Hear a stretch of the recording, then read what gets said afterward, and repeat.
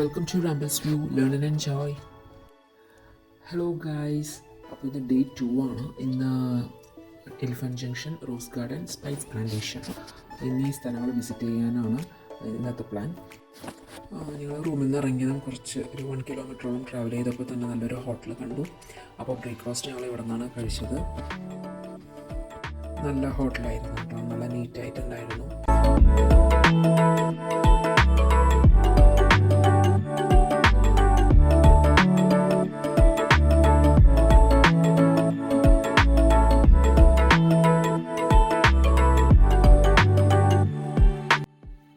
Food കഴിച്ച് കഴിഞ്ഞാൽ നമ്മൾ ആദ്യം പോകുന്നത് എലിഫൻറ്റ് സഫാരി, എലിഫൻറ്റ് ജംഗ്ഷൻ അങ്ങോട്ടേക്കാണ്. അപ്പോൾ നമുക്ക് അങ്ങോട്ട് പോവാം.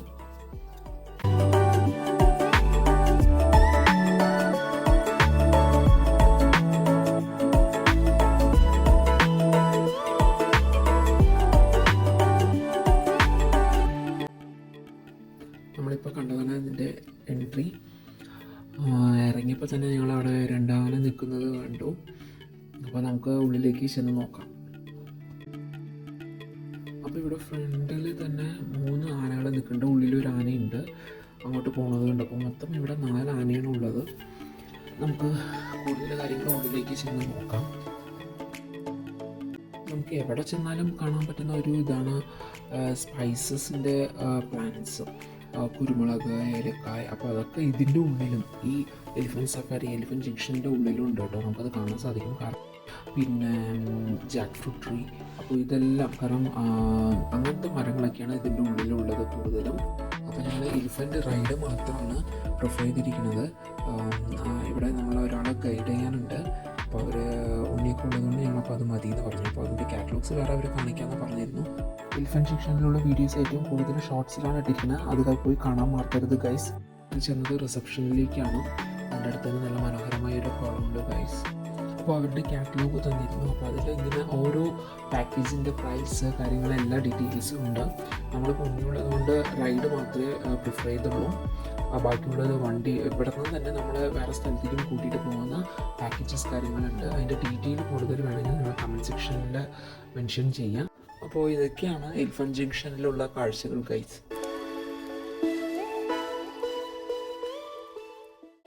നമ്മൾ നെക്സ്റ്റ് പോയത് റോസ് പാർക്കാണ്. റോസ് പാർക്കിൻ്റെ എൻട്രി, ആ പുറത്തുള്ള കാഴ്ച, ആ അറ്റ്മോസ്ഫിയർ തന്നെ വളരെയധികം മനോഹരമായിട്ടുള്ള ഒരു കാഴ്ചയാണ്. മലയും കുന്നുകളൊക്കെ ആയിട്ടുള്ള ഒരു നല്ലൊരു അറ്റ്മോസ്ഫിയർ ആയിരുന്നു.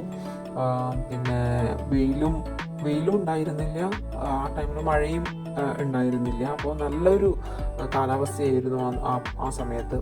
അപ്പോൾ ഇവിടെ വന്നിട്ട് ഈ റോസ് പാർക്കിൽ എന്തൊക്കെ കോംബോ പാക്കേജസ് ഉണ്ട്, പിന്നെ അതിലുള്ള ഓരോ റൈഡിൻ്റെ റേറ്റ് കാര്യങ്ങൾ ആ ബോർഡിൽ കൊടുത്തിട്ടുണ്ട് ഗൈസ്.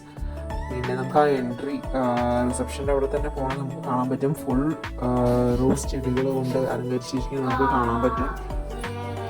ഒരുപാട് പാർക്കുകളിൽ പോയിട്ടുണ്ട്, എങ്കിലും ഈ വലിയ പാർക്കാട്ടോ, വലിയ പാർക്കാണ്. ഇതിൻ്റെ ഏറ്റവും ഒരു ഫസ്റ്റ് എടുത്ത് പറയേണ്ട ഒരു കാര്യം, നീറ്റായിട്ട് അവർ മെയിൻറ്റെയിൻ ചെയ്തിട്ടുണ്ട്. പ്ലാസ്റ്റിക് വേസ്റ്റുകൾ അങ്ങനെ ഒന്നുപോലും നമുക്ക് അതിൻ്റെ ഉള്ളിൽ കാണാൻ സാധിച്ചിട്ടില്ല. അത്രയും അങ്ങനെ എന്തെങ്കിലും ഉണ്ടെങ്കിൽ പോലും അത് അത്രയും നീറ്റായിട്ടാണ് അവർ അത് ചെയ്തിരിക്കുന്നത്. നല്ല മെയിൻ്റെനൻസ് ഉള്ള ഒരു പാർക്കാണ് ഗൈസ്. നല്ല രസമുള്ള ഒരു പാർക്കാണ്. മസ്റ്റായിട്ടും വിസിറ്റ് ചെയ്യേണ്ട ഒരു പാർക്കാണ് കേട്ടോ. കുട്ടികൾക്കാണെങ്കിലും വലിയവർക്കാണെങ്കിലും എൻജോയ് ചെയ്യാൻ പറ്റിയ ഒരു നല്ലൊരു പാർക്കാണിത്.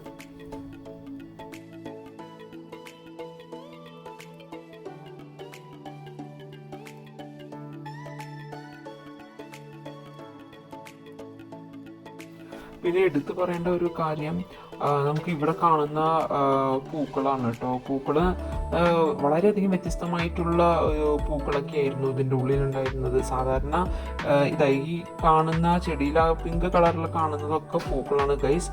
നല്ല ഭംഗിയുണ്ടായിരുന്നു.